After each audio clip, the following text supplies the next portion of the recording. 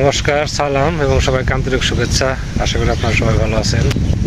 আপনাদের আশীর্বাদে দোয়ায় আমরা একরকম আছি আর কি। বাবার শরীরটা মোটামুটি ভালো। তো আজকে সকাল থেকে ভালো রকম বৃষ্টি হয়েছে, প্রায় 2-3 বার বৃষ্টি হয়ে গেছে, মানে অল্প সময়ের জন্য। তো বৃষ্টির পরিমাণ কম হলেও এটা ভালো ছিল। যাক, বৃষ্টি এখন থামছে, বাতাস আছে, পরিবেশটা বেশ ঠান্ডা। এদিকে আবার রোদ উঠছে। এখন এদিকে আবার জমির ধান দেখেন সব বাতাসে শুয়ে ফেলেছে, একদম মাটির সাথে লেপটে গেছে। ভাবছিলাম যে ধান কাটবো কিছুদিন পরে, ধান কাটতে হবে। দেখি আজকে কি করি, হয়তো আজকে বিকেলে দেখে কিছু ধানও কাটতে পারি। তো যাই করি সেগুলো আপনাদের সাথে কিছু কিছু করে শেয়ার করবো। আপনারা আমাদের পাশে থাকেন, দেখেন আজকে আমরা কি করি। এই যে আজকে বাতাস আসছিল ভালো রকম, ধান সব শুয়ে পড়ছে এই যে বাতাসে।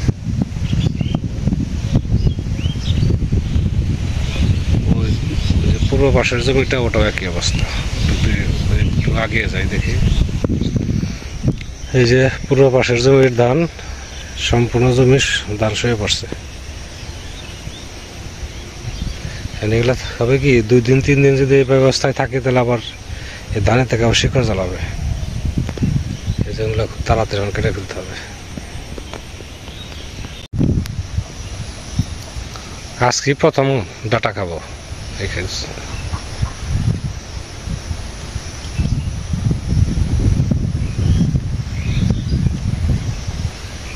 এটা একটু মোটা মোটা হয়েছে না, কেটে ফেল। ভালোই লাগে।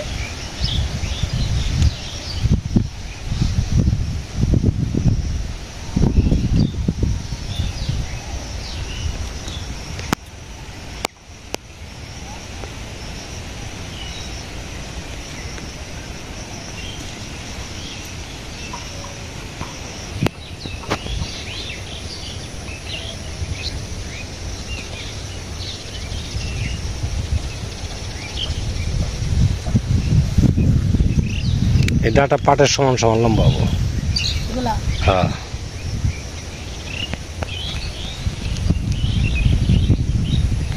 এই যে এই সাইড দেওয়া আছে, এটা একটু মোটা হয়েছে না, একটু বড় হয়েছে, ওটা কাট।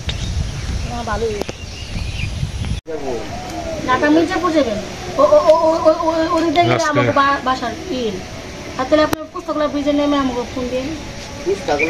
হ্যাঁ হ্যাঁ, ওই ব্রিজের উপর দিয়ে যাইতে আপনি। হ্যাঁ, ব্রিজের উপর দিয়ে আমাকে বাসা আধা ঘন্টা লাগে। আজকে কি পাট শাক? হ্যাঁ, আচ্ছা, পাট শাক দিয়ে ঝোল শাক রান্নু। পাট শাক, ডাটা শাক না, এতে ঝোল শাক। আর হচ্ছে ডাটা আলু দেয়া ঝোল।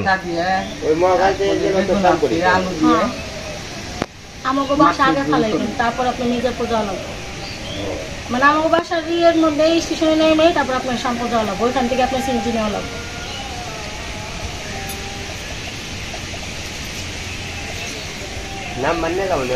হ্যাঁ, যাইন, আমার ভালো লাগবে। বিক্রমপুর যাবে ঘোরার জন্য না, কোনো কাজ আছে? আমার পিছনের মেয়ে বিয়েছে।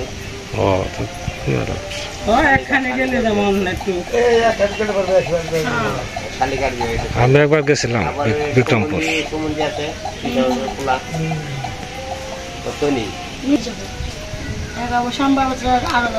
ওই যে কি জানি নাম জানি, রমেশ সন্ধ্যা।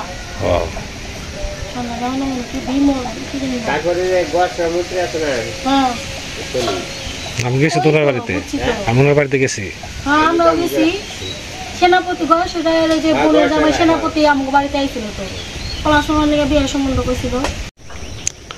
বাবা পাট খেত নিরাইতেছে, কিছু পাট শাক উঠে দিছে, আবার আগাছা পরিষ্কার করতেছে।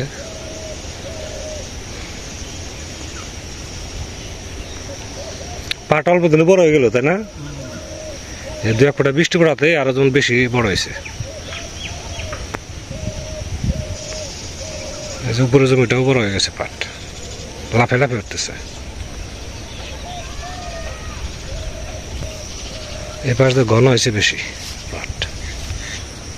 দেখা যাক কেমন হয়, টাইনা দিতেছে বাবা। আমি এখন পাট নিতে পারি না।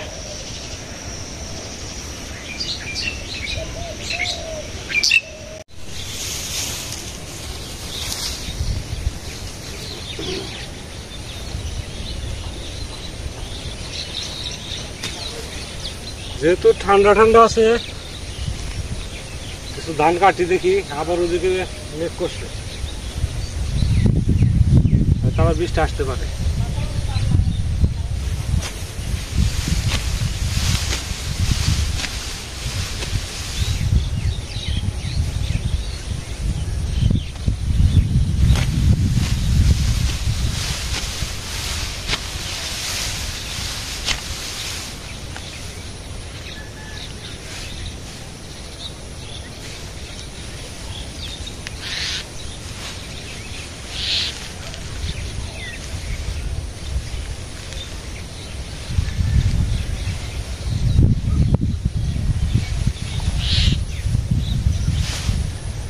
ধানটা কদিন পরে কাটতে পারলে ভালো হতো।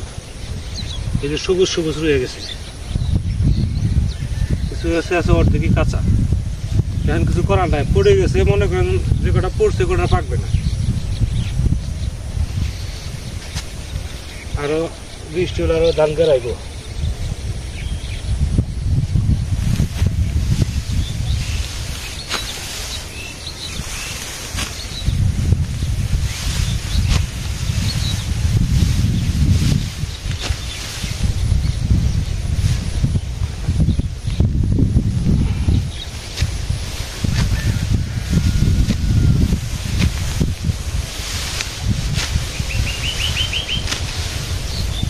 তবে এরকম ওয়েদারে ধান কাটা ভালো লাগে, গরম নাই।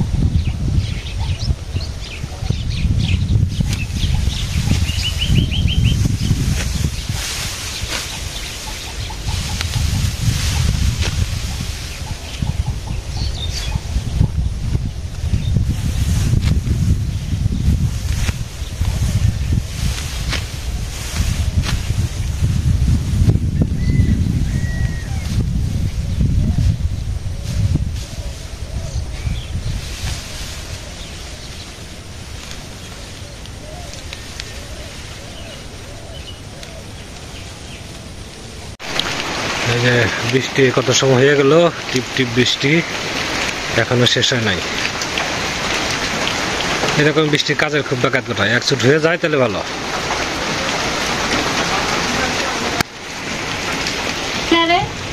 আচ্ছা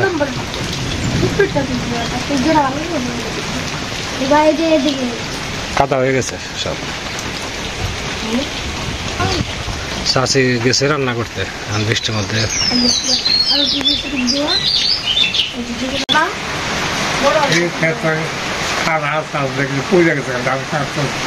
ধান তো অনেক পড়লে তার কিছু করার নাই, কাঠ পাচ্ছে আস্তে আস্তে। আবহাওয়াটা ভালো হইলে তখন কেটে ফেলা যাবে। খাওয়া দাওয়া হয়েছে? উঠছো তো 1টার সময়।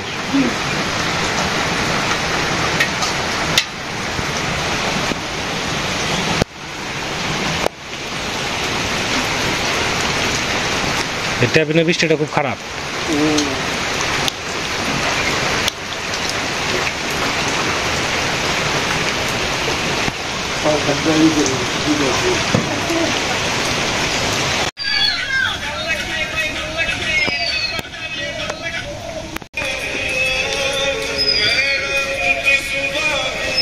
কুমড়া বড় না?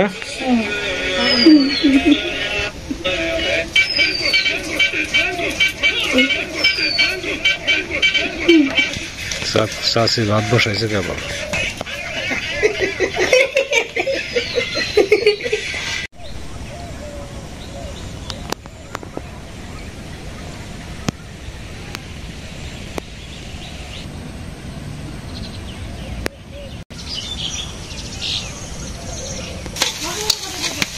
শাক রান্না করবো।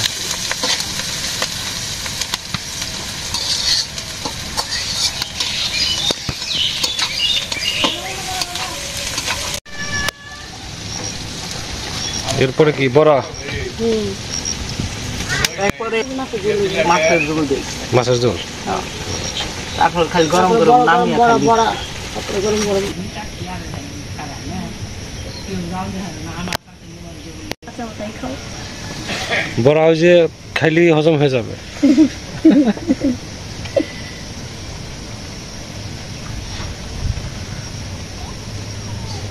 বহু বছর পর ঝোল শাক খাইতেছে আজকে। না কেবল একটা আছে। এই তরকারি মাছ আছে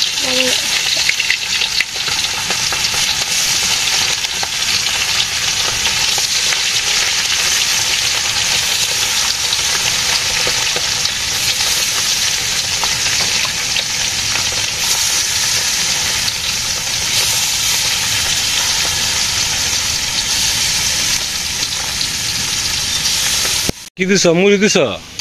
হ্যাঁ দাদু যদি ভাত আছে ভাত দিতা। না দাদু মুড়ি দিছি। মুড়ি দিছ মেহমান তো ঠিক আছে।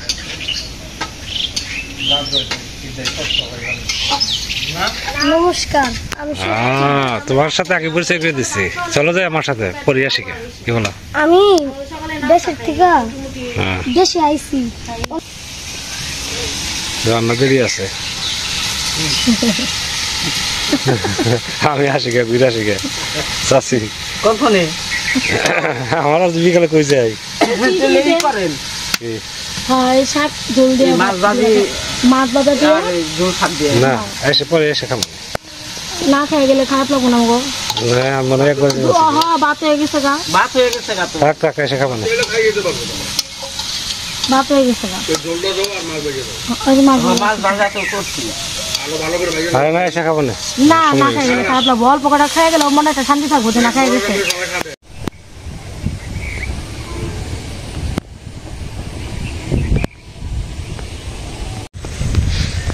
তো নিজের কাজে বেরোইছি, আসলে বৃষ্টি হওয়ার কারণে রান্না বান্না একটা দেরি হয়ে গেছে, তার জন্য রান্না করার অবস্থায় আমি বেরিয়ে আসছি। ছেলেবেলা আবার পরীক্ষা চলছে, এখন যদি প্রাইভেট না পড়ায় ওদের জন্য সমস্যা। তো আমার কাছে জানতে চাইছেন আমাদের এক শুভাকাঙ্ক্ষী নিপা কি হয়। নিপা হচ্ছে আমাদের সবার বড় ভাই ছিল নিরঞ্জন তরফদার, তার বড় মেয়ে, একটাই মেয়ে বর্দার মেয়ে হচ্ছে নিপা, আমাদের ভাইজি শ্যামল নিপার হাজব্যান্ড, আর শক্তি আছে নিপার ছেলে। বর্দা আমাদের ছেড়ে চলে গেছে আপনার করোনার সময়।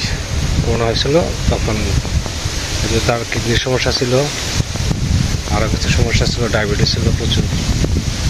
কিডনির সময় আর থাকতে পারেনি, আমাদের ছেড়ে চলে গেছে আর কি। বৌদিও নেই, বৌদি তার 2 বছর পরেই বৌদিও বিগত হয়েছেন। বৌদিরও সেম একই সমস্যা ছিল। তো ওদের আসার কথা ছিল মার যে তিথি গেল মৃত্যুবার্ষিকী, এর মধ্যে আসার কথা ছিল, কিন্তু বিভিন্ন কারণে আসতে পারে নাই। যাই হোক গতকালকে আসছে। বাবা খুব খুশি, নিপা বাবা খুব আদরের সেই ছোটোবেলা থেকেই। তো অনেক সময় ধরে আপনারা আমাদের সাথে আছেন, সেজন্য আপনাদের সবাইকে অনেক ধন্যবাদ। আপনারা ভালো থাকেন, সুস্থ থাকেন, সুন্দর থাকেন, আর আমাদের পাশে থাকেন।